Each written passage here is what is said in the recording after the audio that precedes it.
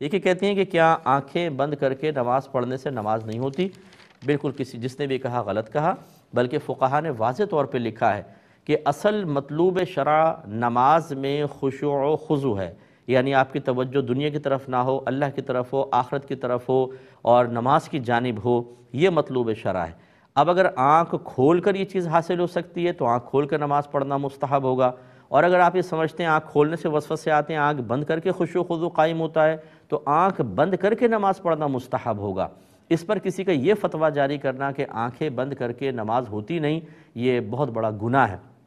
میں آپ کو بارہا عرض کر چکا ہوں، جب تک مسئلے کا علم نہ ہو کسی کو مسئلہ نہ بتائیں، کیونکہ نبی کریم صلی اللہ علیہ وسلم نے فرمایا جو بغیر علم کے فتویٰ دے اس پر زمین و آسمان کے تمام فرشتے لعنت کرتے ہیں۔ تو اب مسئلہ غلط بتانا، پھر جب کہا جائے تو یہ آپ نے تو غلط بتایا کہ ہم نے تو ایسے سنا تھا،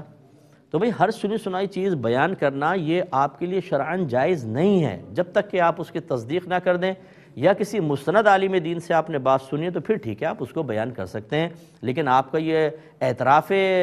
غلطی کرنا، اعتراف شکست کرنا کہ جی میں نے تو سنا تھا بس کسی سے، یہی ثابت کرتا ہے کہ غیر مستند ذرائع سے آپ نے ایک بات سنی لیکن بڑے باوثوق طریقے سے اس کو کسی کے سامنے بیان کر کے ثابت کرنے کی کوشش کی کہ مجھے بڑا مسئلہ آتا ہے، حالانکہ وہ مسئلہ آپ نے غلط بتایا، اس میں کوئی رعایت نہیں ہے، بہت بڑا گناہ ہے۔